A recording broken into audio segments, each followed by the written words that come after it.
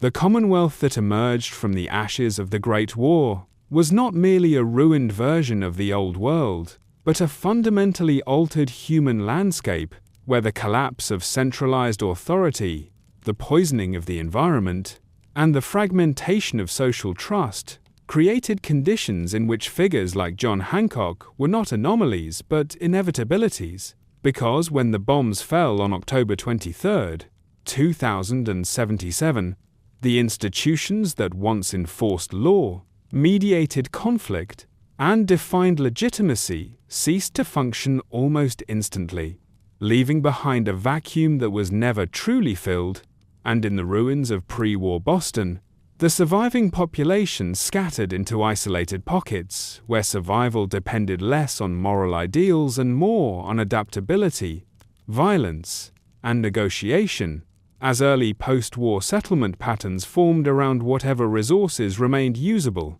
including intact buildings, underground infrastructure, defensible terrain, and access to salvage, leading to the rise of loosely organized communities that operated without shared laws or long-term coordination, while the constant presence of radiation reshaped both the land and the people inhabiting it, producing ghouls, irradiated wildlife, and vast exclusion zones that made travel dangerous and communication unreliable, further isolating communities and preventing the formation of a unified regional authority. And although attempts at rebuilding did occur over the following decades, such as the early formation of the Commonwealth Provisional Government, these efforts were undermined by distrust, ideological differences, and ultimately catastrophic violence. Most notably the massacre of its delegates, an event that shattered any lingering hope that the Commonwealth could be governed through cooperation rather than force,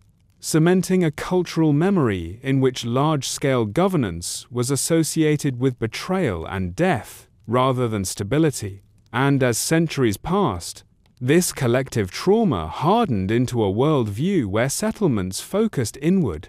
prioritizing self-preservation over regional responsibility, which in turn allowed criminal organizations, mercenary groups, and opportunistic warlords to fill the gaps left by failed institutions, offering protection, trade, or order at the cost of freedom. And it was within this fractured environment that the social logic of places like Goodneighbor began to take shape, because while settlements such as Diamond City attempted to recreate a sanitized version of pre-war civilization by imposing strict laws, controlled borders, and ideological conformity, these systems inevitably excluded those who did not fit their narrow definition of acceptable citizenship, including ghouls, chem users, drifters, and anyone perceived as unstable or dangerous, pushing these populations toward the margins of society where survival required different rules. And Goodneighbor emerged not as a planned settlement, but as an organic response to exclusion, forming in the decayed remains of pre-war Boston's financial district, an area riddled with ruined skyscrapers, collapsed infrastructure, and subterranean tunnels that made it both defensible and lawless, a place where the absence of formal governance created space for alternative social arrangements, rooted in mutual tolerance rather than imposed order. But this tolerance did not initially equate to justice or safety, because in the early days of Goodneighbor's existence, power belonged to those willing to seize it through intimidation and violence, most notably the Triggermen, whose control of the settlement reflected a broader Commonwealth pattern in which organized crime thrived by exploiting desperation and fear, operating as de facto governments that taxed residents through extortion, enforced compliance through brutality, and justified their rule by claiming that any order was better than chaos. And this argument resonated in a region where chaos was not an abstract concept, but a daily reality defined by raider attacks, super-mutant incursions, feral ghouls, and environmental hazards, all of which reinforced the idea that survival required strength rather than legitimacy. And yet, even under criminal rule, Goodneighbor continued to attract those rejected elsewhere, because despite the Triggermen's dominance, it offered something rare in the Commonwealth, a place where identity was not regulated by ideology, where ghouls were not automatically barred, where chems were tolerated rather than criminalized, and where personal freedom, however dangerous, was valued over enforced purity. And this cultural foundation is critical to understanding why John Hancock could later rise to power not as a conqueror, but as a symbol, because the Commonwealth's lawlessness did not simply produce violence, it produced a population deeply suspicious of authority and deeply protective of autonomy, a population for whom traditional leadership models associated with pre-war government, military hierarchy, or technocratic control were fundamentally untrustworthy, especially given the enduring presence of groups like the Institute, whose secretive manipulation of Commonwealth affairs reinforced fears that centralized power inevitably led to exploitation, disappearance, and loss of agency. And as rumors of synth infiltration spread, paranoia became a defining feature of Commonwealth society, further eroding trust between settlements and individuals alike, making rigid law enforcement increasingly difficult to justify because any authority claiming absolute knowledge or moral superiority risked being perceived as either tyrannical or deceptive. And in this context, the idea of a leader who openly rejected control, who embraced vice rather than condemning it, and who ruled through personal reputation instead of institutional force, began to hold a strange appeal, especially in places like Goodneighbor, where residents had already accepted that danger was an unavoidable aspect of life, and thus preferred honesty about that danger rather than the illusion of safety. And this philosophical divide between enforced order and accepted chaos defined much of the Commonwealth's post-war political landscape, with Diamond City representing an aspirational return to pre-war norms built on exclusion and surveillance, while Goodneighbor embodied a post-war pragmatism that acknowledged humanity's flaws and chose to manage them rather than erase them. And it is within this tension that John Hancock's future role becomes legible, because he was not an accident or a fluke of history, but the product of a society that had been stripped of its illusions about progress, a society that no longer believed that civilization could be restored simply by rebuilding walls and writing laws, but instead sought leaders who understood the cost of survival and were willing to live with its consequences.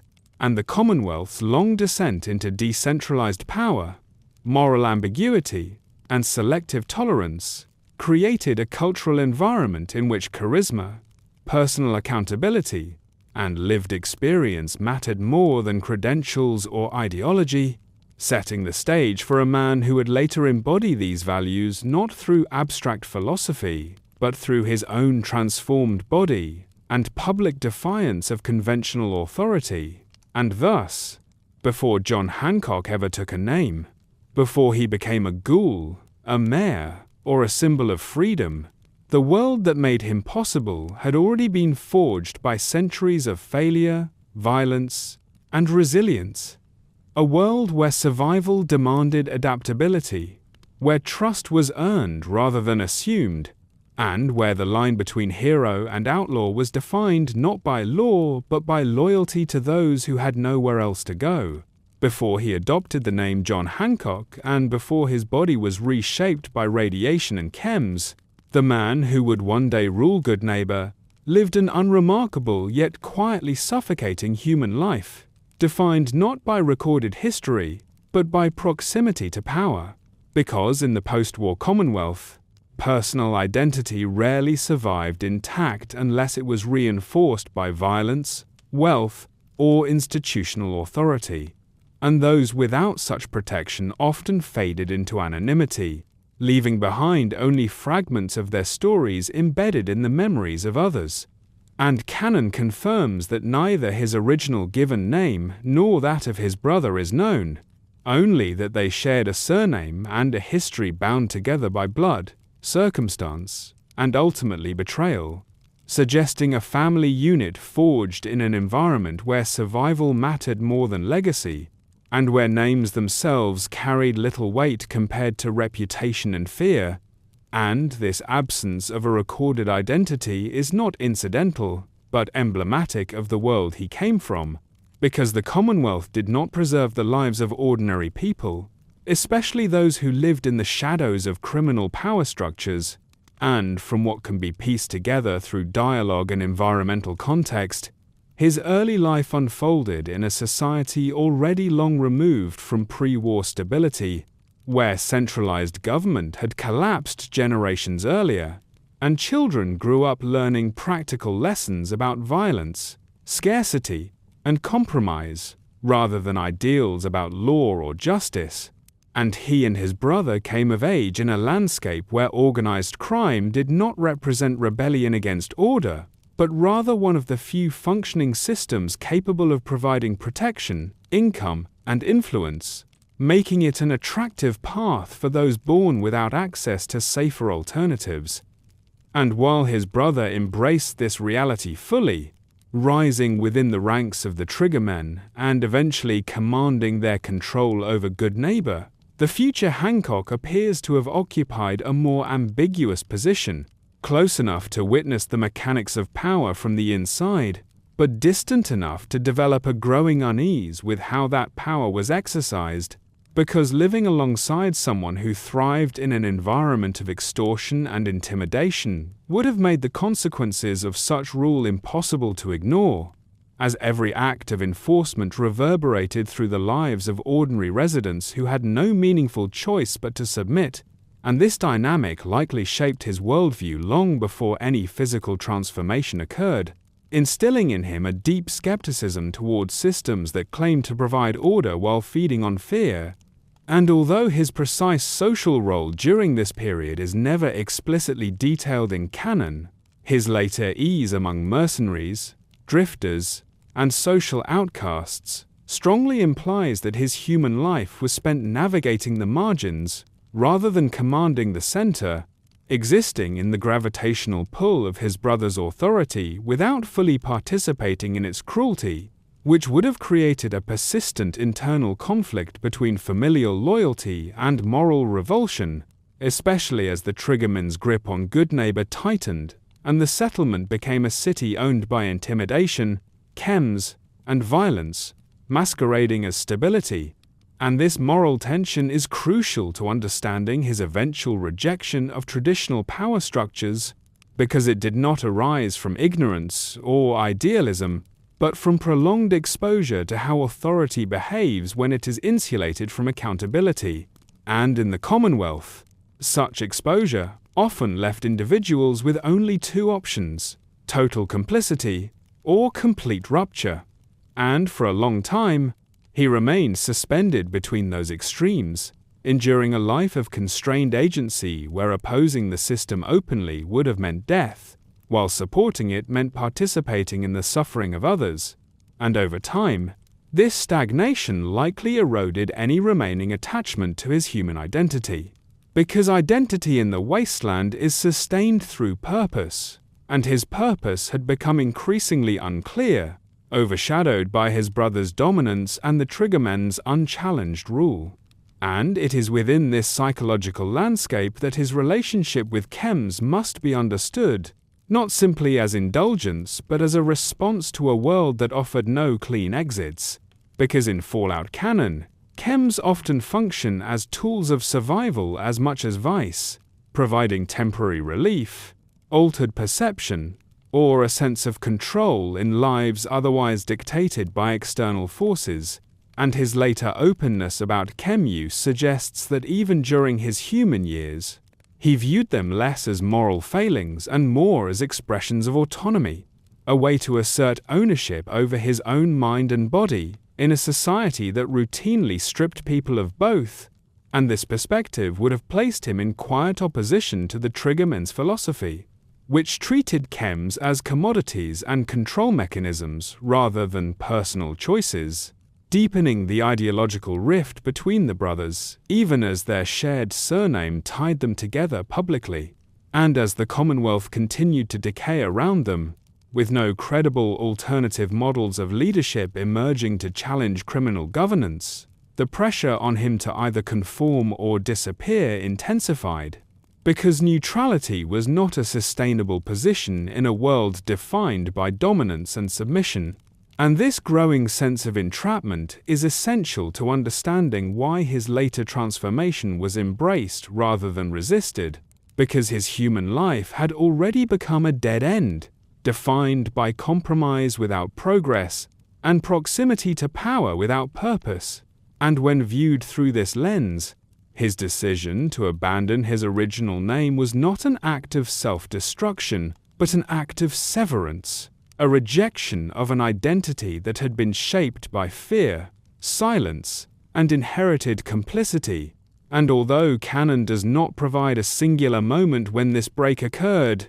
the cumulative weight of his upbringing, his brother's rise, and the suffering inflicted under Triggermen rule created conditions where radical change became the only viable path forward. And thus, the man who would become John Hancock was not born from ambition or destiny, but from prolonged disillusionment, a human life lived close enough to tyranny to understand it intimately, and far enough from its rewards to see through its justifications,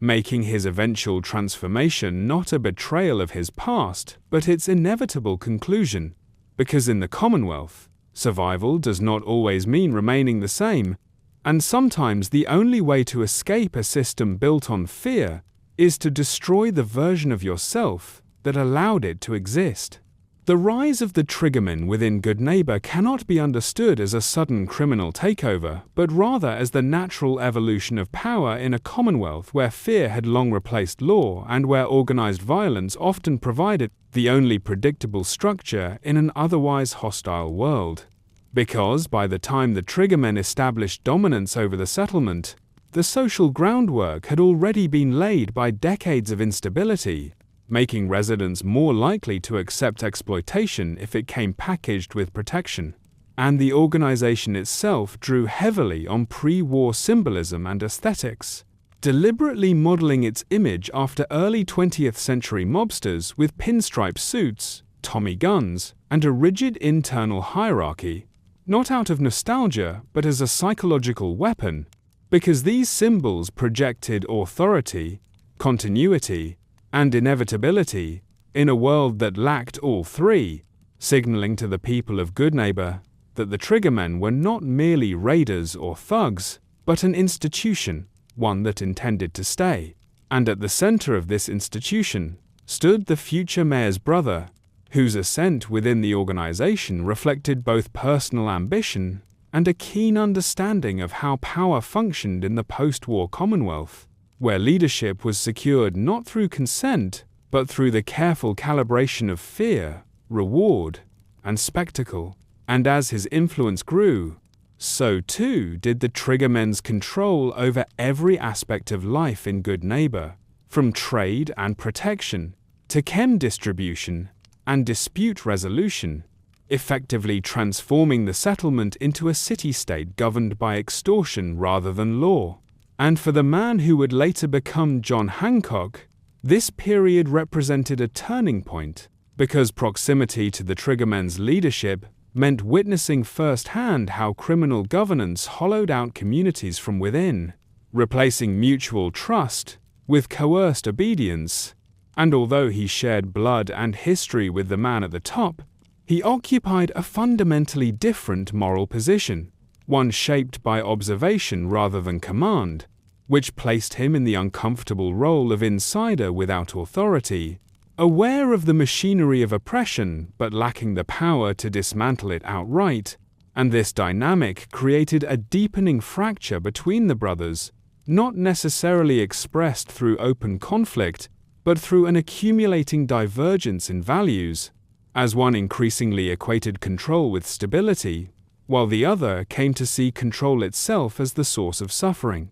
And the Triggermen thrived precisely because the Commonwealth rewarded such thinking, as settlements without strong defenses or powerful allies were routinely destroyed by raiders, supermutants, or rival gangs, reinforcing the belief that brutality was not a moral failure but a survival strategy. And under this logic, the Triggermen justified their rule as a lesser evil,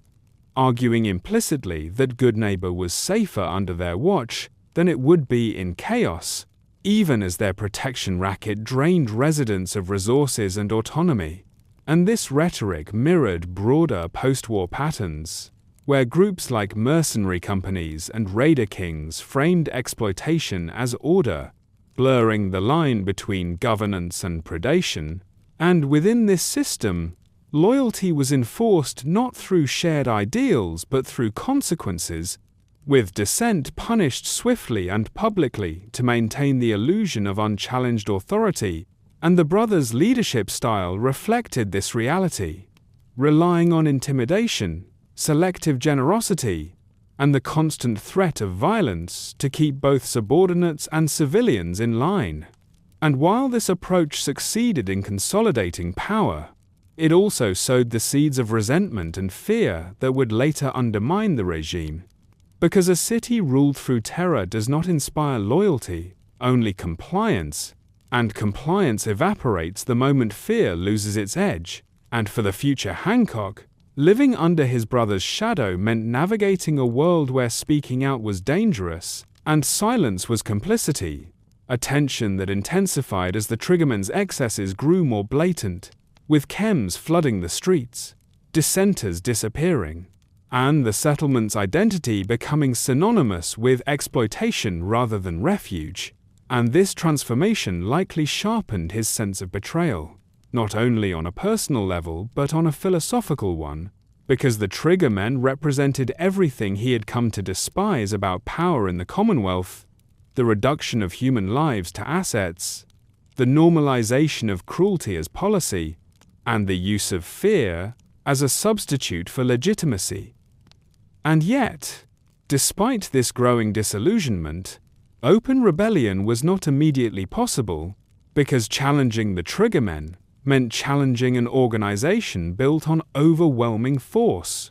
one that controlled the guns, the chems, and the flow of caps, making any attempt at reform from within both impractical and suicidal. And this imbalance of power is crucial to understanding why the eventual overthrow of the regime was so violent, because systems that do not allow peaceful change inevitably collapse through bloodshed. And the brothers' failure was not simply moral but structural, as he built a government that depended entirely on his ability to inspire fear, leaving no room for shared responsibility or institutional resilience. And, as a result, the Triggermen's rule became increasingly brittle, even as it appeared unassailable. And for the man who would later take the name John Hancock, this period served as a brutal education in the realities of power, teaching him that authority without consent breeds rebellion, that order imposed through violence corrodes the very community it claims to protect,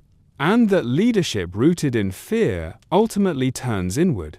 consuming itself through paranoia and excess. And this understanding would later define his own approach to governance. But at this stage, it manifested primarily as alienation, a growing recognition that his brother's rise was not a shared victory but a divergence that placed them on opposite sides of an irreconcilable divide, setting the stage for a betrayal that was not sudden or impulsive, but the inevitable outcome of a system that could only end one way. Because in the Commonwealth, brotherhood forged in survival often fractures when power enters the equation, and when it does, blood ties prove no match for the corrosive influence of absolute control. Before John Hancock reshaped Goodneighbor into a refuge defined by tolerance and personal freedom,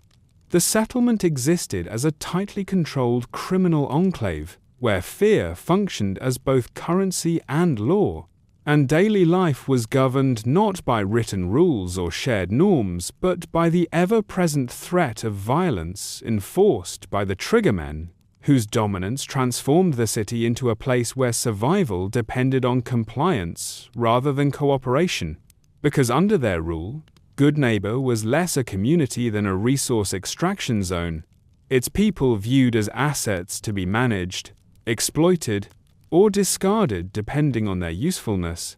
And this environment did not arise accidentally, but was the product of deliberate governance choices that prioritized control over legitimacy, as the Triggermen imposed order through intimidation, making examples of dissenters in public ways to ensure that fear remained visible and effective.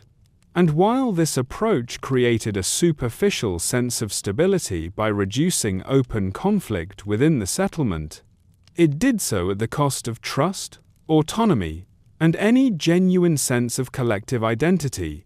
because residents were forced to navigate an unwritten hierarchy where every interaction carried the risk of punishment if perceived as disrespect or defiance. And in such a system, silence became a survival strategy, as speaking out, organizing, or even expressing dissatisfaction could be interpreted as rebellion, inviting swift and often lethal consequences, and chems played a central role in maintaining this atmosphere of control, not merely as commodities for profit but as tools of pacification, because widespread chem availability dulled resistance, fostered dependency, and distracted the population from the structural injustices shaping their lives, creating a cycle in which addiction and exploitation reinforced one another, and the Triggermen's grip extended into every corner of Goodneighbor's economy, from gambling dens and bars to trade routes and protection rackets,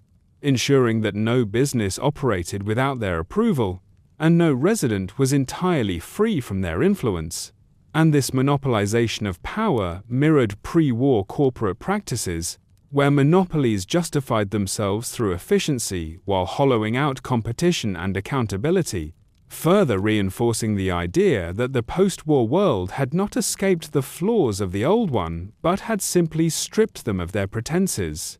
And for those living under this regime, the concept of justice became transactional,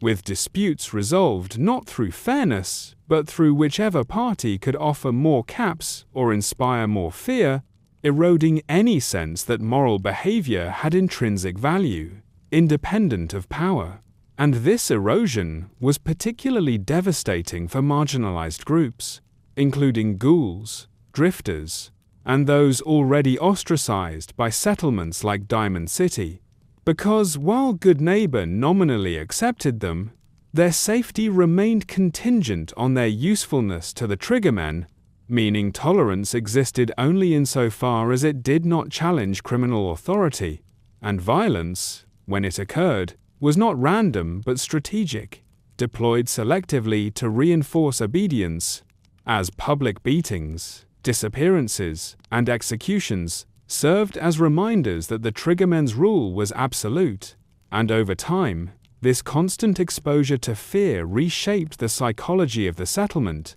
teaching residents to internalize the logic of their oppressors, to self-censor, self-police, and even justify their own exploitation as the price of survival. And this internalization is what allowed the regime to persist for as long as it did, because fear is most effective when it no longer needs to be applied constantly, when people enforce it upon themselves. And yet, beneath this enforced compliance, resentment simmered, because fear can suppress dissent, but it cannot eliminate memory. And many residents remembered what Goodneighbor had been meant to represent, a place outside the rigid moral policing of Diamond City, a haven for those who refused to conform, and the Triggermen's transformation of that ideal into a criminal fiefdom felt like a betrayal of the settlement's original promise, particularly for those who had fled other communities in search of freedom rather than safety. And this betrayal was felt most acutely by the man who would later become John Hancock, because his proximity to the Triggermen leadership placed him in the uncomfortable position of witnessing both the suffering inflicted upon the city and the rationalizations used to excuse it. And while he lacked the power to intervene openly during this period,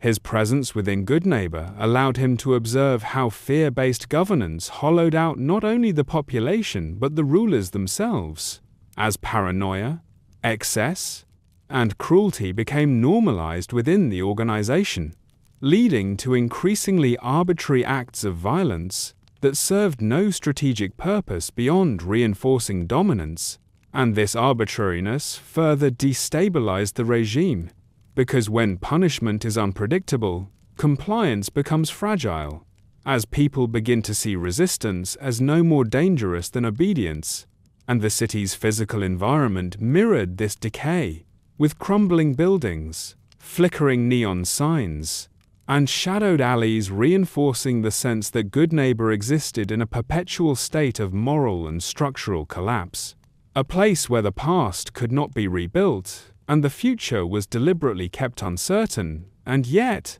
despite this oppression, Goodneighbor did not collapse entirely, because even under fear, people adapted, forming informal networks of support, trading favors, information, and protection in quiet defiance of Triggermen control, demonstrating that community could persist even when formal structures were corrupted. And it was this latent resilience, this suppressed desire for autonomy, that ultimately made the city ripe for transformation, because fear-based systems are inherently unstable, relying on constant enforcement to maintain order, and once that enforcement falters or is challenged, the underlying dissatisfaction surfaces with explosive force, and thus, Goodneighbor before Hancock was not merely a city ruled by criminals but a pressure vessel, its population held in check by intimidation, its culture distorted by exploitation,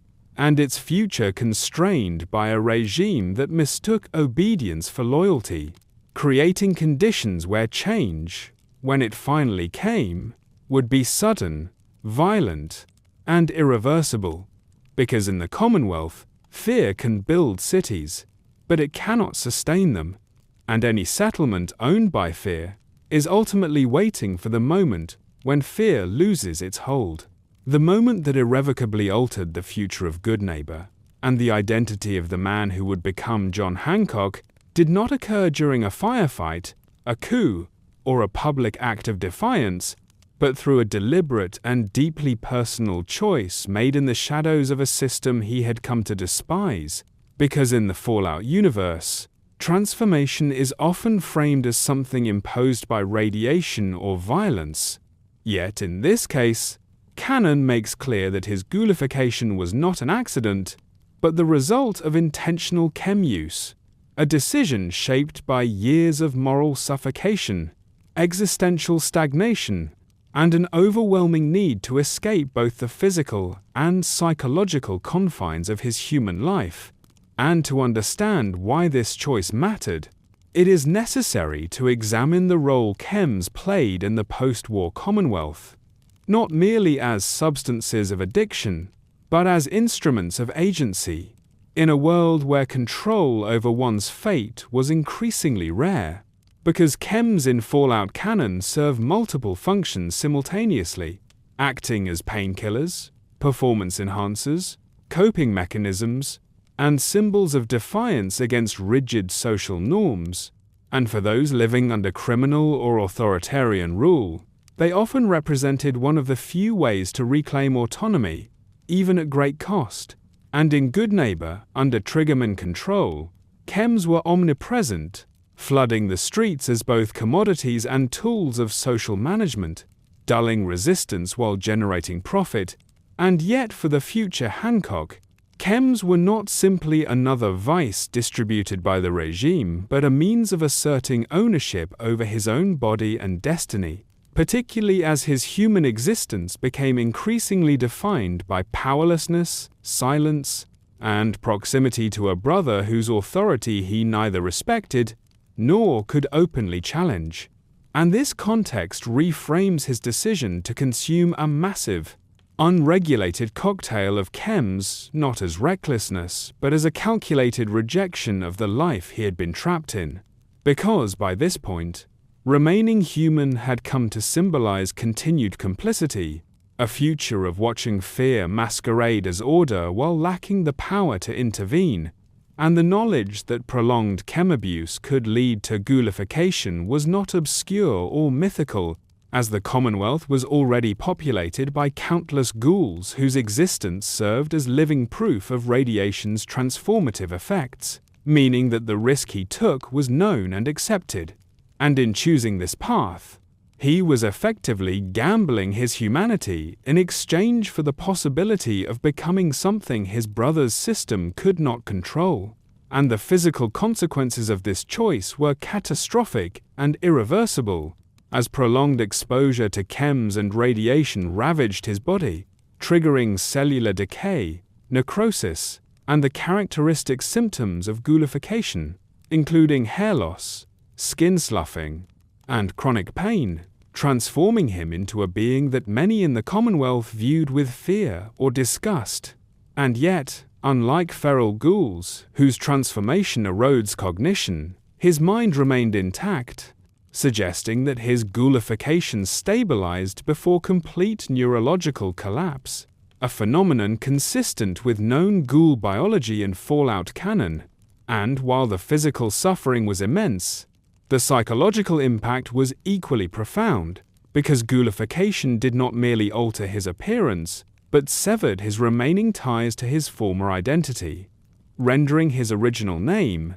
social standing, and familial role obsolete in the eyes of both allies and enemies. And this severance functioned as a form of rebirth, brutal and painful, but liberating in a way that no gradual reform could have been, because, as a ghoul, he could no longer pretend to belong to the system that had defined his human life, nor could that system easily dispose of him without exposing its own cruelty. And this transformation also reframed his relationship with fear, because while his human life had been constrained by the threat of violence, his new form placed him outside conventional social hierarchies, making intimidation less effective against someone who had already sacrificed his body and reputation.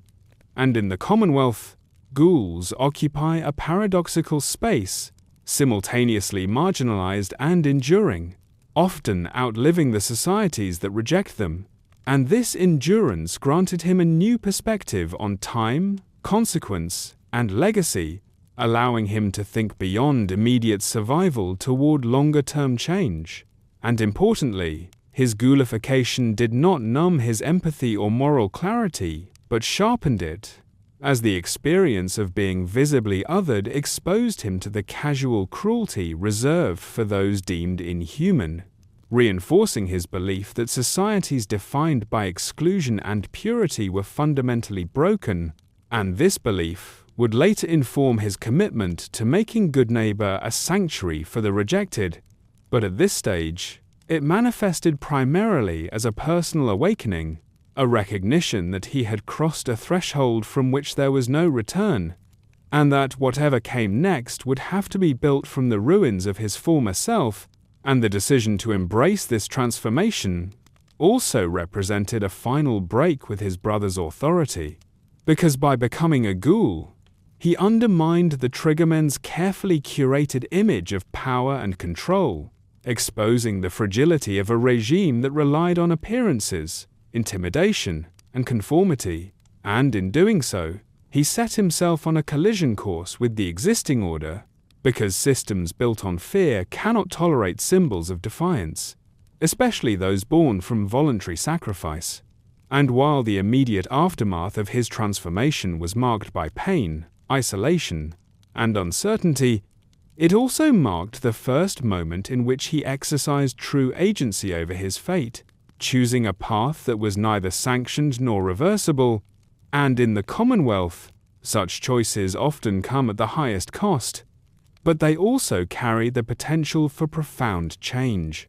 Because chems did not merely change his body, they stripped away the last illusion that he could survive within the system as it was, forcing him to confront the reality that meaningful freedom would require confrontation rather than compromise. And thus, the chems that destroyed his human form also created the conditions for his rebirth as a figure capable of challenging the Triggermen's rule. Because once he had lost everything that bound him to fear, reputation, and inherited loyalty, he gained something far more dangerous to those in power: the willingness to act without regard for the consequences imposed by a world he no longer recognized as legitimate. The transition from human to ghoul was not a single moment of transformation but a prolonged ordeal, marked by relentless physical agony, social exile, and the gradual dismantling of an identity that had already begun to fracture under the weight of disillusionment,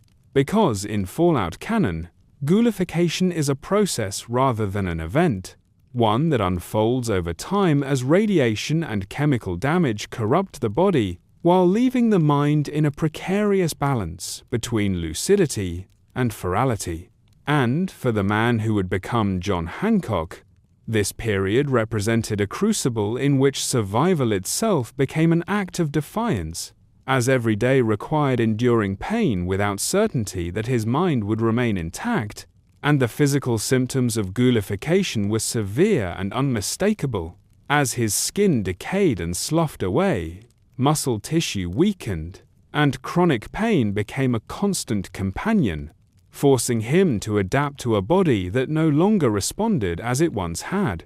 And this bodily decay was accompanied by a profound sensory shift, as altered nerve responses and radiation-induced damage changed how he experienced touch, temperature, and injury, creating a persistent state of discomfort that could not be fully alleviated by chems without risking further neurological deterioration. And yet, despite these conditions, he retained his cognitive clarity, suggesting a resilience consistent with non-feral ghouls across the Commonwealth, whose continued lucidity often correlates with strong psychological anchors such as purpose, memory, or stubborn will, and in his case, that anchor was not nostalgia for his lost humanity, but a growing conviction that survival itself carried meaning, because every moment he endured was a rejection of the system that had devalued him, and this endurance came at the cost of immediate social acceptance, as ghoulification placed him firmly outside the boundaries of what most Commonwealth settlements considered tolerable, because ghouls, regardless of their mental state, were widely feared due to the prevalence of feral ghouls and the cultural association between decay and danger, leading to widespread discrimination, exclusion, and violence against them. And even in Goodneighbor, which would later become known for its tolerance, ghoulification during this period likely intensified his isolation, as the Triggermen's regime had little incentive to protect someone whose altered appearance undermined their cultivated image of power and control, and this rejection forced him into a survival mode defined by self-reliance, adaptability, and constant vigilance, as he navigated a world that increasingly viewed him as expendable. And the psychological impact of this transition was profound, because identity in the wasteland is deeply tied to usefulness, and as a ghoul, he was stripped of whatever informal status he had once held, reduced in the eyes of many to a liability rather than an asset. And yet, rather than internalizing this degradation, he reframed it as liberation, because the loss of social standing freed him from the expectations and compromises that had defined his human life, allowing him to redefine himself on his own terms. And this reframing was not an act of denial but a survival strategy, because accepting himself as irreversibly changed allowed him to focus on adaptation rather than mourning. And in Fallout canon, ghouls who cling obsessively to their former identities often struggle more with feralization, suggesting that psychological acceptance plays a role in maintaining lucidity, and his willingness to embrace his condition, painful as it was, may have contributed to his long-term mental stability. And this acceptance also sharpened his awareness of the Commonwealth's hypocrisy, as he experienced firsthand how societies that preach safety and order often enforce those ideals through exclusion and violence, reinforcing his belief that moral purity was frequently a mask for fear. And the pain he endured during this period was not merely physical, but existential, as ghoulification forced him to confront the reality that he would likely outlive many of those who rejected him, existing in a liminal state between life and decay for decades or even centuries, a prospect that reframed his relationship with time and consequence, making short-term gains seem trivial compared to the long arc of survival. And this altered temporal perspective would later inform his leadership style, as ghouls often develop a broader view of cause and effect due to their extended lifespans. But at this stage, it primarily reinforced his determination to endure, because endurance itself became a form of resistance, and survival required learning new strategies, including managing pain without excessive chem reliance, avoiding hostile settlements, and navigating social spaces where violence against ghouls was normalized, all of which demanded a level of caution and resilience that reshaped his personality, hardening him against casual cruelty while deepening his empathy for others similarly marginalized. And it is during this period that his identity fully detached from his former name and role, because continuing to think of himself as the person he had been only highlighted what he had lost, whereas embracing his new form allowed him to envision a future not bound by inherited loyalties or corrupted systems. And this process of identity reconstruction was neither smooth nor immediate, involving setbacks, moments of despair, and constant physical suffering. But it was through this suffering that he forged the emotional and psychological resilience that would later define his public persona, because the man who emerged from this ordeal was no longer constrained by fear of social rejection or physical harm, having already endured both. And in the Commonwealth, such individuals are uniquely dangerous to entrenched power structures, because they have nothing left to lose, and a clear memory of how those structures inflict harm. And thus, becoming a ghoul did not break him but stripped away the last barriers between his conscience and his actions, leaving behind a survivor whose very existence challenged the logic of fear-based governance, because he had learned, through pain and isolation, that survival without dignity was not enough, and that if he was to continue existing in a world that treated him as disposable, he would do so on his own terms, reshaping not only himself but eventually the city that had once been owned by fear. The collapse of the Triggermen's rule over Goodneighbor was not a sudden uprising sparked by idealism, but a violent and inevitable reckoning born from years of accumulated resentment, structural rot, and the fundamental instability of fear-based governance. Because regimes built on intimidation can suppress opposition for long periods, but they cannot eliminate it.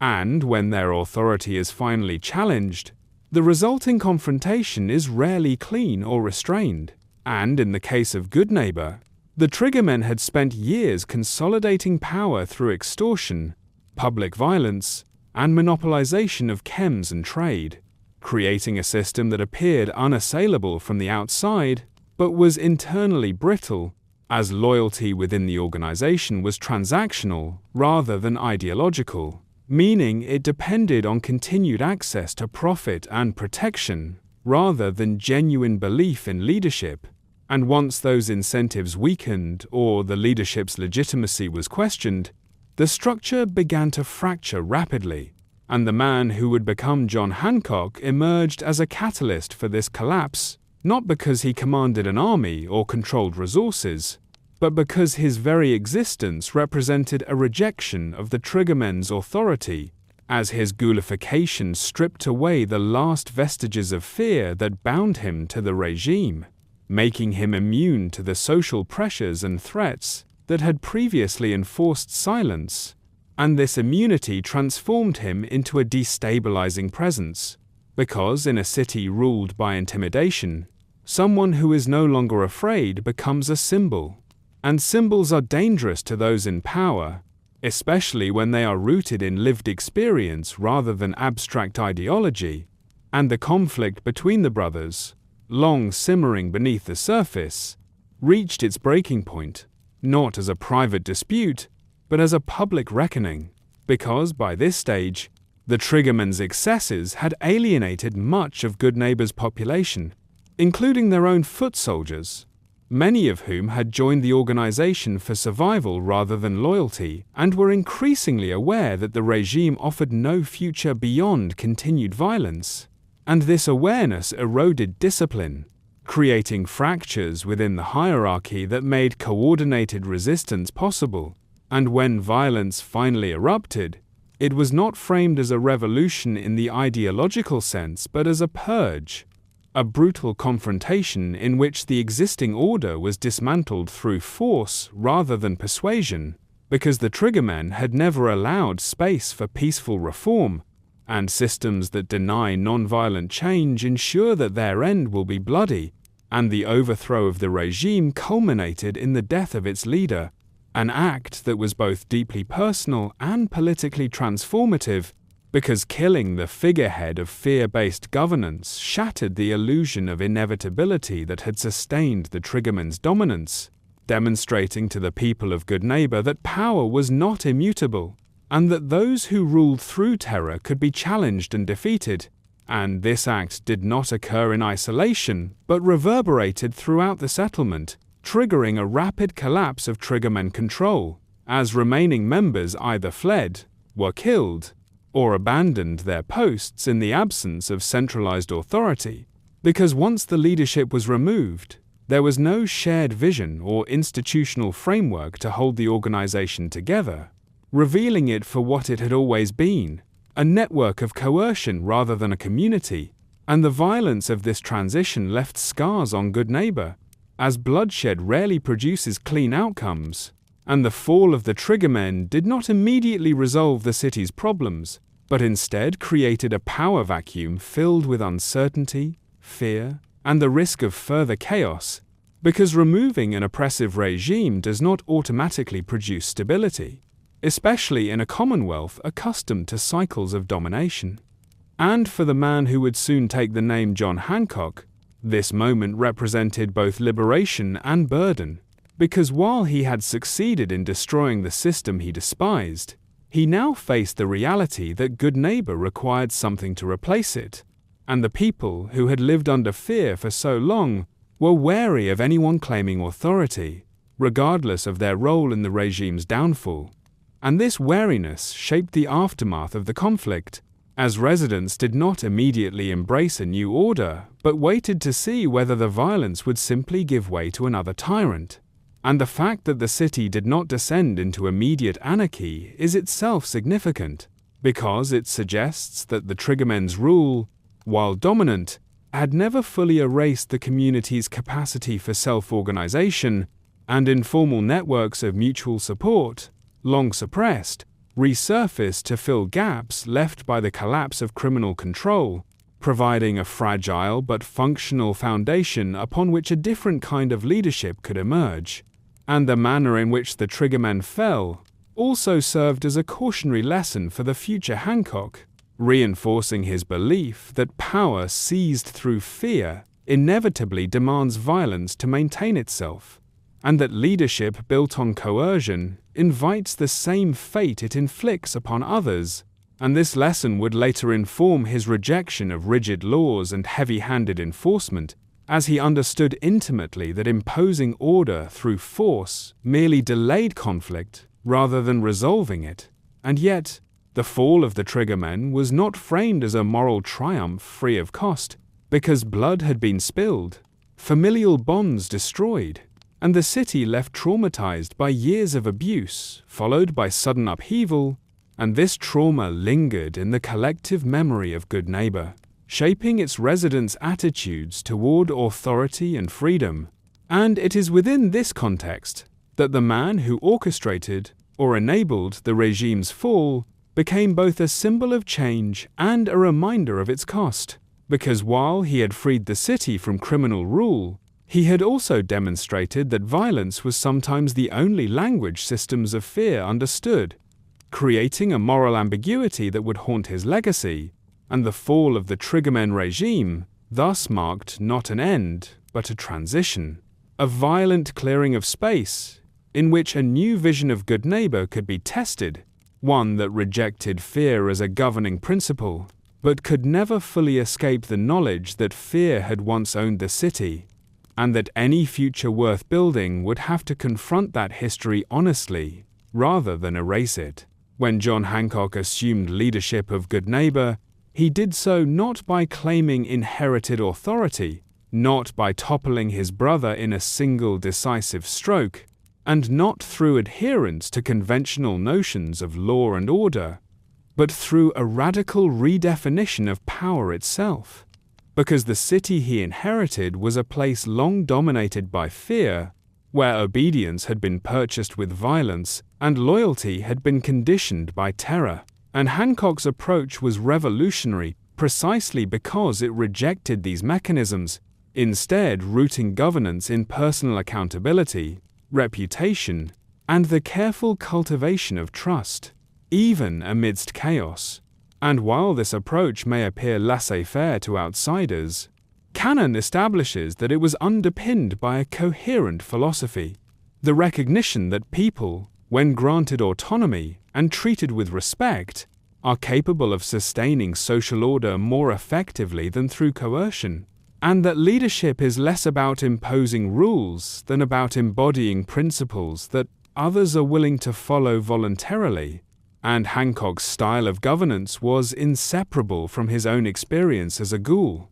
because surviving a city defined by cruelty and exclusion had taught him that rigid hierarchies invariably reproduce oppression, while tolerance, honesty, and visible strength inspire voluntary cooperation, and in practice, his administration functioned through negotiation, selective enforcement, and visible presence, demonstrating authority through action rather than decree, which meant that disputes were resolved through mediation, deterrence, or example rather than by codified law. And yet this did not imply weakness, because Hancock's reputation as a fearless, unconventional leader served as a deterrent to those who might seek to exploit the city. And canon dialogue underscores that his willingness to intervene personally, often through direct combat or public confrontation, reinforced the principle that protection and accountability were inseparable,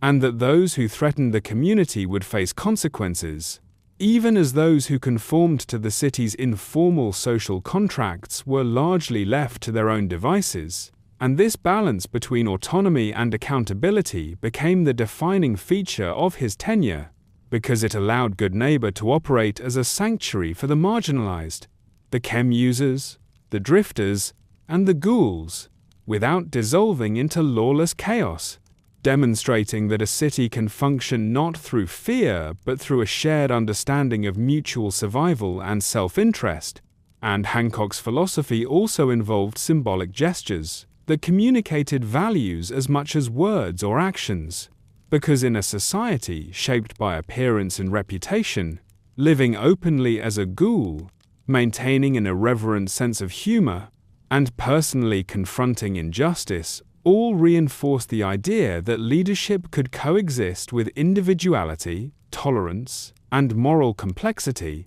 and this approach fundamentally contrasted with the sterile, rule-bound governance of settlements like Diamond City, which relied on rigid legal codes, surveillance,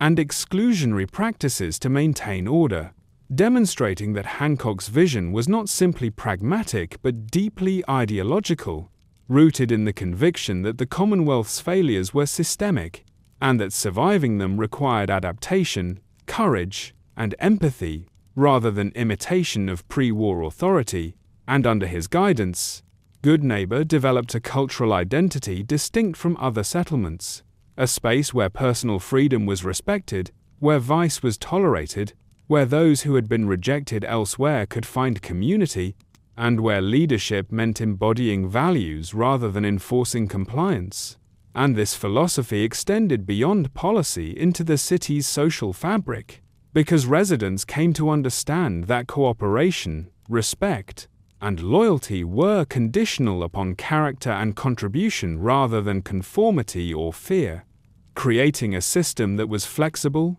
resilient, and responsive to the unpredictable realities of the Commonwealth, and Hancock's personal charisma amplified this effect, because his presence, words, and deeds served as both deterrent to criminal aggression and reassurance to citizens that their autonomy would be respected, and canon confirms that this combination of personal authority, moral consistency, and lived example was the foundation of his legitimacy, replacing coercion with consent and fear with trust. And while this style of leadership could not eliminate crime, scarcity, or violence from Goodneighbor, it fundamentally reshaped the city's identity from a place owned by intimidation into one owned by community, reputation, and the careful negotiation of freedom. And in doing so, Hancock established a model of governance that was entirely alien to the Commonwealth at large, one in which leadership was not a function of formal hierarchy or inherited power, but of integrity, courage, and the willingness to endure alongside those one governs, creating a city that was not merely a settlement, but a living embodiment of his philosophy, a testament to the fact that authority exercised without fear or oppression could produce stability, belonging, and resilience in a world defined by scarcity and danger. Under John Hancock's leadership, Goodneighbor operated less as a city governed by codified laws, and more as a community guided by principles of freedom, accountability, and practical consequence. Because in a post-war Commonwealth where legal infrastructure had long since collapsed, formal rules were both difficult to enforce and easily subverted, and Hancock recognized that attempting to impose rigid regulation would not only be futile, but counterproductive, as it would replicate the very systems of fear and coercion that had previously dominated the city, and instead, he allowed social norms, personal responsibility, and reputation to serve as the primary mechanisms of order, trusting that residents who understood the consequences of their actions would navigate the settlement with sufficient prudence to prevent complete chaos, and canon demonstrates that this approach was neither anarchic nor naive, because Hancock's personal intervention, reputation for decisive action, and visible presence established boundaries in which behavior was implicitly constrained by potential consequences, rather than dictated by law, meaning that while residents were free to act, those who harmed others, disrupted trade, or threatened the community's fragile stability quickly faced accountability through social pressure, direct confrontation, or carefully calibrated enforcement. And this system relied heavily on the interplay of trust, experience, and visibility, because Goodneighbor's citizens understood that while the mayor might not intervene in every minor dispute, he was always capable of decisive action when the broader interests of the city were at stake. And this understanding created a cultural equilibrium in which freedom and responsibility were mutually reinforcing rather than opposed, and the lack of formalized laws also allowed Goodneighbor to accommodate populations that would have been excluded elsewhere, including ghouls, synths, chem users, and drifters, who were often barred from Diamond City or other settlements due to rigid enforcement of codified rules and moralistic policing, demonstrating that Hancock's approach was both pragmatic and ethical, because it prioritized survival and inclusion over conformity. And canon dialogue confirms that residents appreciated this system precisely because it acknowledged the complexities of post-war life,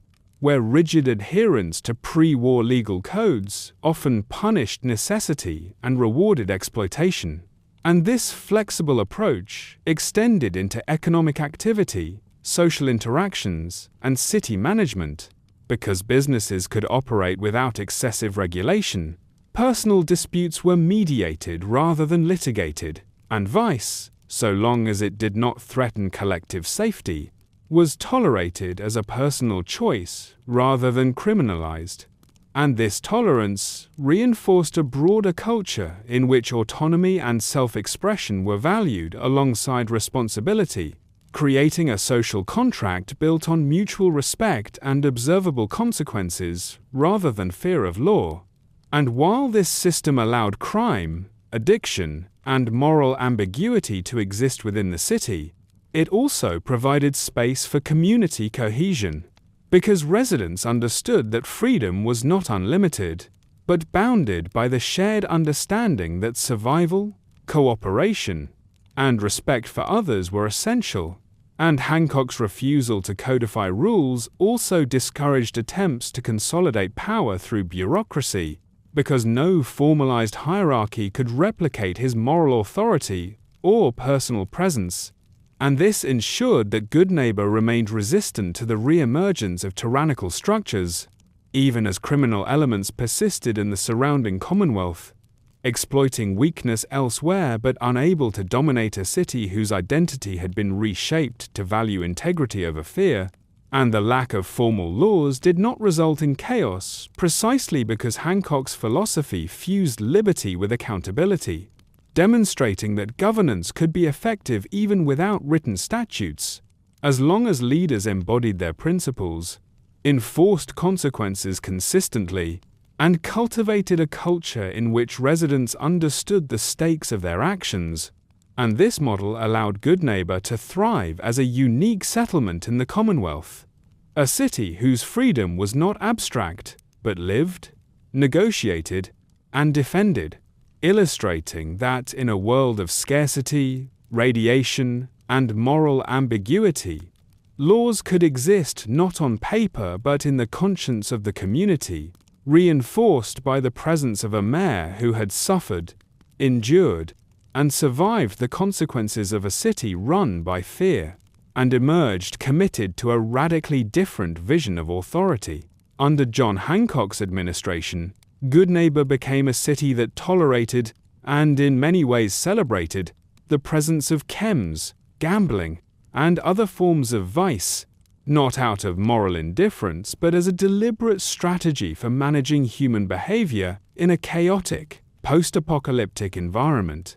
Because in a Commonwealth defined by scarcity, danger, and fractured social structures, attempts to eliminate vice entirely often fail and instead drive it underground, where it becomes more destructive and uncontrollable. And Hancock understood that the Triggermen's previous use of fear and coercion had created a brittle city, one in which residents were alienated, mistrustful, and vulnerable to exploitation, whereas a measured allowance of personal freedoms, even those that some might deem morally questionable, could redirect behavior, reduce tension, and reinforce community bonds. And Cannon supports that Hancock's philosophy was deeply pragmatic. Residents could indulge in chems, gamble, or otherwise pursue pleasure, but such actions were always framed by visible consequence, communal awareness, and the understanding that abuse could provoke personal accountability or collective response, and this created a system in which vice became a manageable aspect of social life rather than a destabilizing force. Because by allowing residents to act freely, Hancock also enabled them to self-regulate, negotiate social expectations, and maintain a sense of dignity that had been absent under fear-based rule. And this tolerance extended beyond mere indulgence, because it encompassed marginalized groups such as ghouls, drifters, and synths, whose very existence was often condemned elsewhere in the Commonwealth, demonstrating that vice was not the only tolerated behavior, but part of a broader ethic of inclusion and personal autonomy. And in practice, chems and gambling were incorporated into the city's culture in ways that balanced freedom with consequence, because public spaces, trade networks, and social interactions were all observed and moderated through informal social mechanisms, and residents who disrupted this balance through violence, theft, or recklessness faced swift, visible responses that reinforced the boundaries of acceptable behavior without resorting to arbitrary laws or bureaucratic authority. And this combination of tolerance and consequence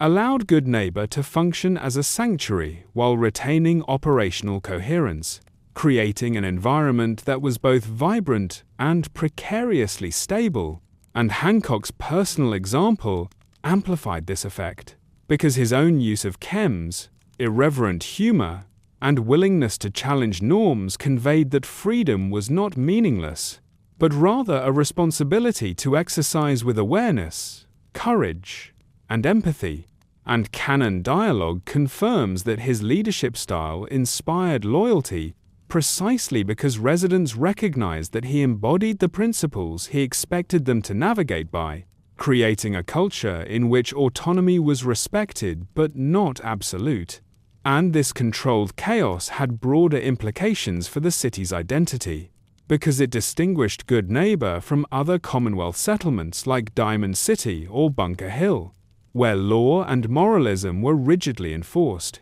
and highlighted Hancock's central belief that survival, freedom, and moral complexity were not mutually exclusive, and that allowing vice under careful oversight could produce a resilient, adaptive, and self-sustaining community, rather than a brittle society dependent on coercion, fear, or rigid enforcement. And in the volatile landscape of the post-war Commonwealth, this approach allowed Goodneighbor not only to survive, but to thrive, providing a model of governance in which liberty, accountability, and pragmatism intertwined, and where vice was understood not as a moral failing to be punished, but as a natural element of human life to be managed intelligently, ensuring that the city remained a living, breathing space where choice, consequence, and survival coexisted in a delicate, enduring equilibrium. Goodneighbor under John Hancock became more than a city. It became a sanctuary for those whom the wider Commonwealth had deemed expendable, dangerous, or unworthy, because in a region defined by scarcity, prejudice, and fractured governance, marginalized groups, including ghouls, synths, chem users, and wandering drifters, were often excluded from settlements that claimed order and civility, yet enforced conformity through suspicion, moral policing, or outright violence. And Hancock's own experiences as a ghoul who had survived the collapse of his human life and the tyranny of the Triggermen shaped his commitment to creating a space where these outcasts could exist without fear of persecution. And canon confirms that he welcomed individuals who had been rejected elsewhere, not as charity, but as a deliberate assertion of ethical and practical philosophy, because in a world where survival was often contingent on adaptability, excluding capable individuals based on prejudice weakened the community, whereas inclusion, tempered with accountability, strengthened it. And in practice, Goodneighbor's acceptance of ghouls provided them with protection from the widespread discrimination they faced in places like Diamond City, where fear of radiation and the unknown often led to violence or expulsion, allowing these long-lived survivors to participate in civic life, trade, and social networks, and synths, who were often viewed with suspicion or outright hostility by other Commonwealth settlements, due to the Institute's secretive reputation and the fear of subversion, could find refuge and negotiate their place in society under Hancock's supervision,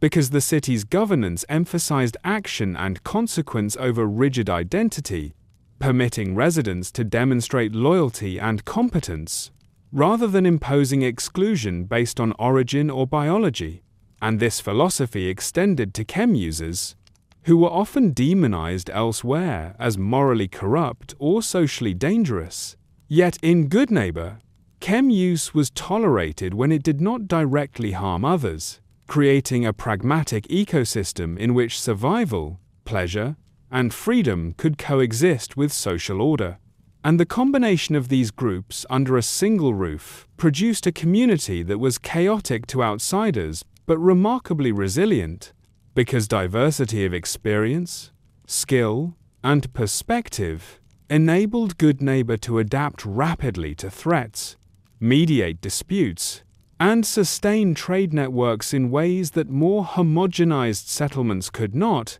and Hancock's approach also carried profound ethical implications, because by actively protecting those rejected by the wider Commonwealth, he challenged prevailing norms of worthiness and morality, asserting that survival, autonomy, and contribution mattered more than conformity, lineage, or fear-driven prejudice, and canon dialogue underscores that his residents understood this ethic because they lived it daily, navigating a city where reputation and action defined social standing more than appearance or origin. And this created a culture of mutual respect among outcasts, where individuals were judged by their deeds rather than their labels, which in turn reinforced loyalty, cohesion, and shared investment in the city's continued survival. And the presence of ghouls, synths, and the otherwise marginalized also communicated to the broader Commonwealth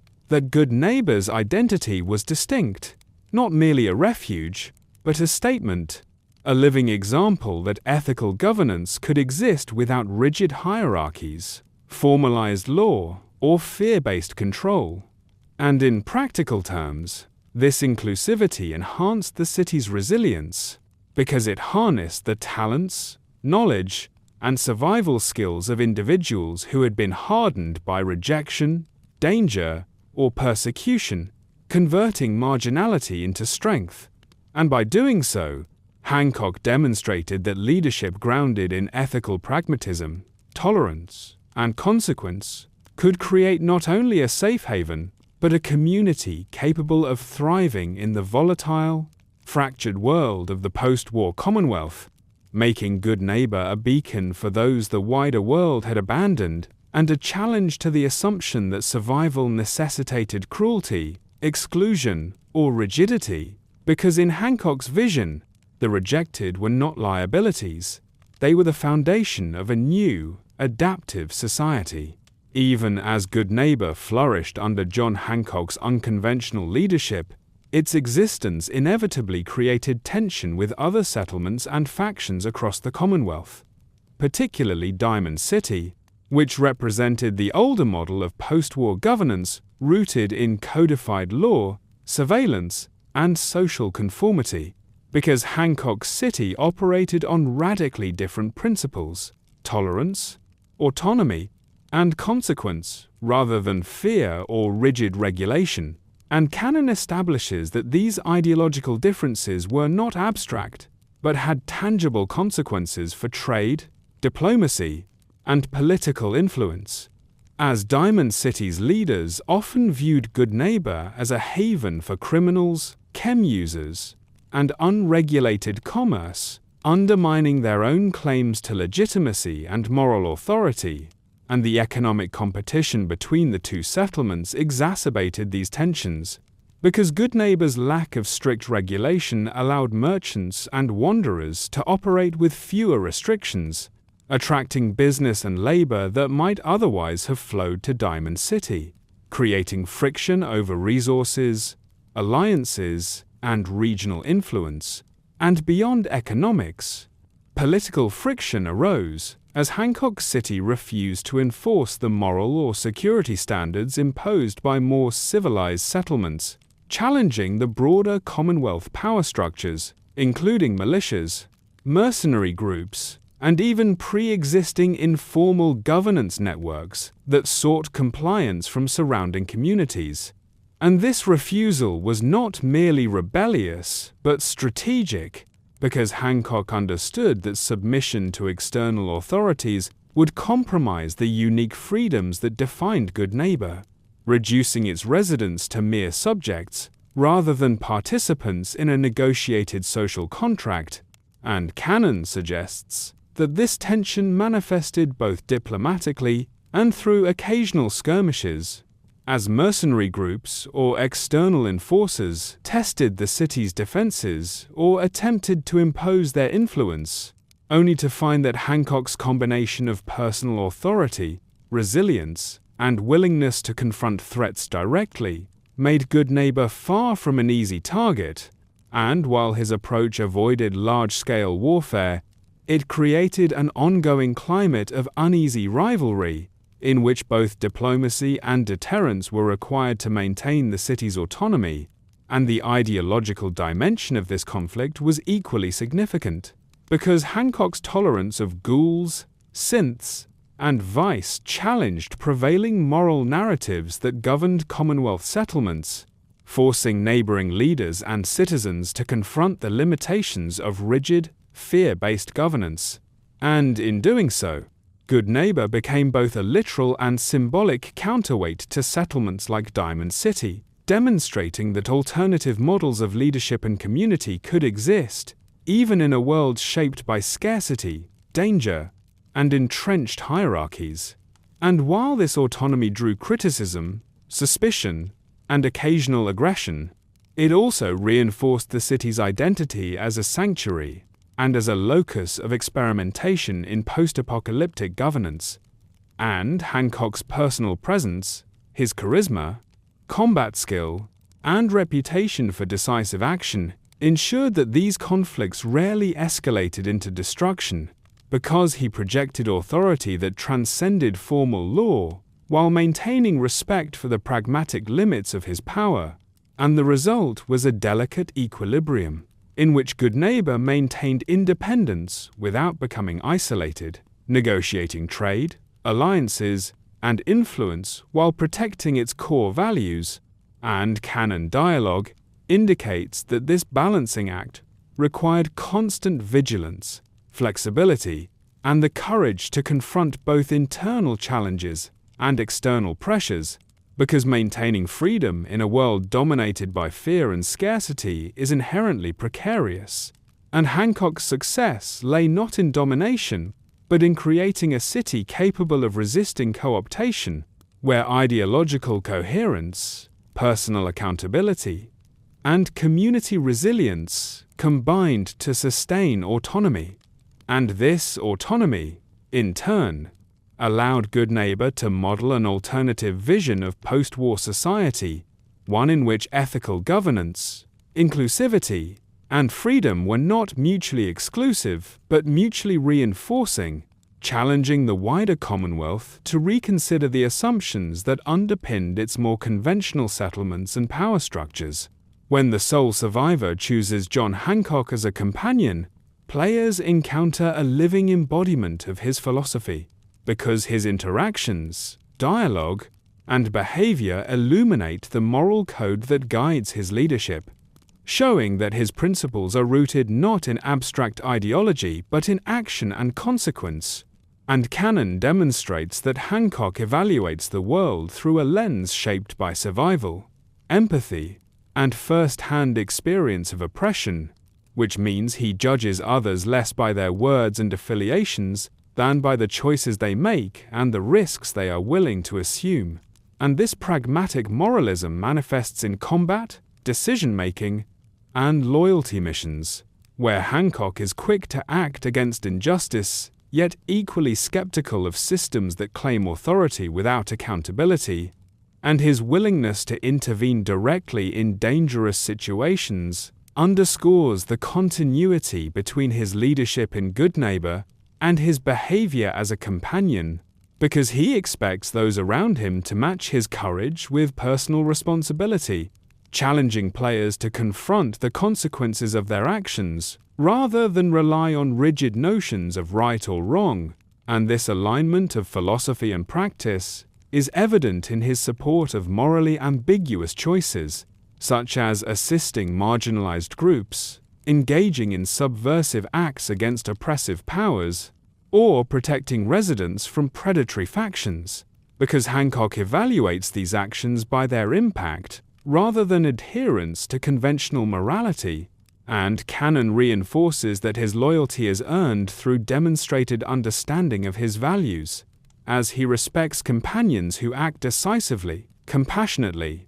and with integrity, even if their methods are unconventional. And this dynamic illustrates the tension between ideology and action, because Hancock's moral code is not abstractly theoretical but inseparable from lived experience, requiring application in the real world, often under conditions of danger, scarcity, and uncertainty, and as a companion, he functions as both mentor and mirror, highlighting the ethical compromises inherent in post-war life, while providing a model for principled, consequence-driven behavior. And his dialogue reveals skepticism toward dogma, whether from pre-war institutions, the Institute, the Brotherhood of Steel, or other settlement authorities, because his experience has taught him that rigid structures prioritize control over justice, and his willingness to confront hypocrisy, exploitation, and systemic cruelty demonstrates that action, guided by ethical clarity, can be more effective than adherence to codified law, and this approach extends to how he treats those rejected by society,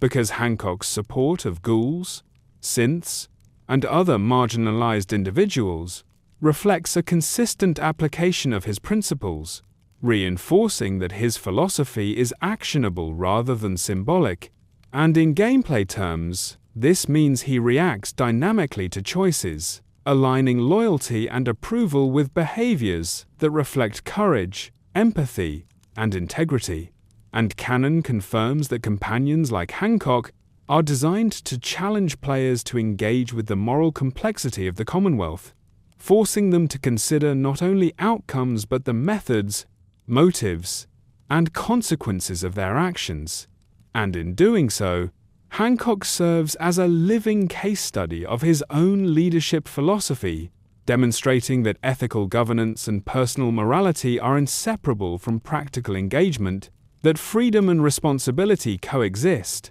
and that true leadership emerges from consistent action, personal accountability, and the willingness to defend principles even when conventional structures fail, because in the fractured world of Fallout, ideology alone cannot sustain survival, but action guided by clear values can shape both communities and companions alike, revealing the enduring relevance of Hancock's worldview beyond the borders of Goodneighbor itself. While John Hancock's vision of Goodneighbor as a city of freedom, tolerance, and personal autonomy stands in stark contrast to the fear-based rule of the Triggermen, canon and observation reveal that such freedom is inherently imperfect, because in a post-war Commonwealth defined by scarcity, danger, and social fragmentation, absolute liberty cannot exist without consequence. And even in a city guided by principles rather than rigid law, conflicts inevitably arise, requiring judgment, intervention, and compromise. And Hancock's philosophy, while revolutionary, is not a utopia but a pragmatic balancing act that recognizes human imperfection, the limits of control, and the persistence of moral ambiguity, because residents, even under benevolent guidance, can act selfishly, harm others, or exploit freedoms in ways that threaten community cohesion, and in this sense, freedom in Goodneighbor is not a guaranteed protection but a conditional privilege, maintained through the visible consequences of actions, social negotiation, and the personal authority of Hancock himself. And canon demonstrates that he does not impose moral judgment arbitrarily, but rather mediates disputes, enforces accountability, and acts decisively when liberties are abused, because an entirely hands-off approach would devolve the settlement into chaos, and this limitation illustrates a fundamental tension in his leadership. The ideal of absolute liberty clashes with the realities of survival in a dangerous world, because freedom, like any resource in the Commonwealth, must be managed carefully, negotiated constantly, and defended against both internal and external threats. And the flawed nature of this ideal is further reinforced by Goodneighbor's reliance on Hancock's presence and reputation, because the settlement's equilibrium is partially sustained by his willingness to intervene directly,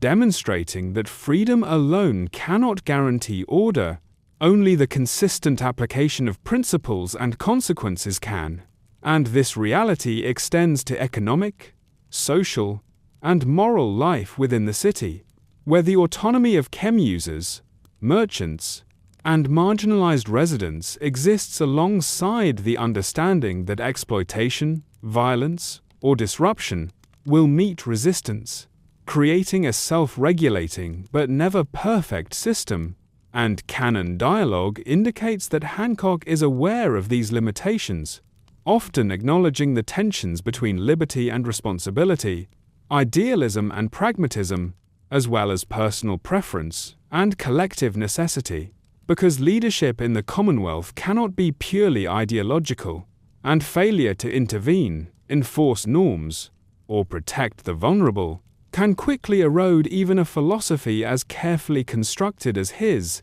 And yet, the flaws of freedom in Goodneighbor do not diminish its value, but instead highlight the nuanced reality of governance in a world where power is scarce, threats are constant, and moral absolutism is often dangerous. And Hancock's acceptance of imperfection reflects both his ethical pragmatism and his understanding that liberty must be actively cultivated, negotiated, and defended, because idealism without vigilance is meaningless in a society still haunted by violence, scarcity, and exclusion, and his leadership therefore embodies the paradox that freedom is both a guiding principle and a continuous challenge, requiring compromise, courage, and constant engagement, because even in a city that celebrates autonomy, survival, and order, demand that liberty be tempered with accountability. And the flaws of this system underscore the broader lesson of Hancock's tenure,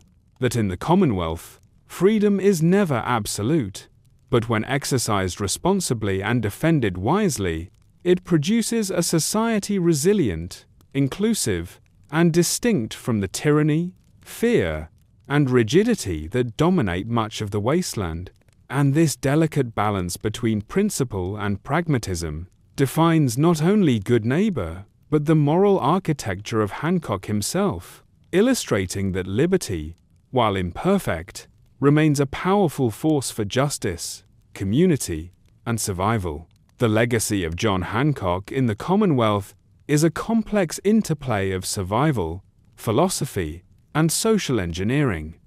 because the city he shaped, Goodneighbor, stands as both a testament to his resilience and a reflection of his ethical pragmatism, demonstrating that leadership can emerge from suffering, exclusion, and rebellion against entrenched power. And canon confirms that his tenure as mayor redefined what a post-war settlement could be, prioritizing freedom, tolerance, and accountability over fear, rigid law, or moral absolutism. And this legacy is visible not only in the physical spaces of the city, its bustling markets, vibrant social hubs, and open avenues for marginalized populations, but also in the social fabric he cultivated, where ghouls, synths, chem users, and drifters coexist with a shared understanding of consequence, mutual respect, and negotiated autonomy. And while Hancock's leadership style was inherently personal, dependent on his presence, reputation, and willingness to intervene, it established norms and cultural expectations that continue to guide Goodneighbor even in his absence, because residents internalized his philosophy of freedom tempered by accountability, learning to navigate the challenges of survival and moral ambiguity without relying solely on coercion. And beyond the city itself, Hancock's influence resonates across the Commonwealth as a challenge to conventional settlement models, showing that governance can function effectively through principle, empathy, and adaptability rather than force or dogma. And his reputation as a ghoul who overcame exclusion, endured pain, and refused tyranny has become symbolic, inspiring those who encounter Goodneighbor to reconsider assumptions about value, identity, and leadership. And canon dialogue underscores that this symbolism is double-edged, because while he embodies resilience and moral courage, his reliance on personal authority and charisma highlights the fragility of systems built on individual rather than institutional strength. meaning that Goodneighbor's continued stability depends on the city's capacity to internalize his principles and maintain cohesion without constant oversight. And yet, despite these vulnerabilities, Hancock's legacy endures in the ethical, cultural, and social patterns he instilled, because the acceptance of the marginalized, the management of vice through consequence, and the prioritization of action over ideology have become defining features of the settlement. And in the broader context of the Commonwealth, these innovations mark a distinct evolution of post-war society, demonstrating that settlements can thrive not through fear, rigid hierarchy, or exclusion, but through pragmatism, ethical flexibility, and the deliberate cultivation of community. And Hancock's life story, his human origins, ghoulification, resistance to the Triggermen, and transformation into a leader, serves as both cautionary tale and blueprint for what leadership can achieve when guided by principle, empathy, and courage, because the man who emerged from suffering to create a sanctuary for the rejected left behind not just a city, but a model of adaptive, moral, and resilient governance in a world defined by scarcity, danger, and moral ambiguity. And the Commonwealth continues to remember, react to, and be shaped by his presence, illustrating that the legacy of John Hancock is neither static nor purely personal, but a living influence on survival, freedom, and ethics in the post-apocalyptic landscape, one that challenges future leaders to reconcile liberty with responsibility, autonomy with community, and moral courage with the harsh realities of life after the bombs.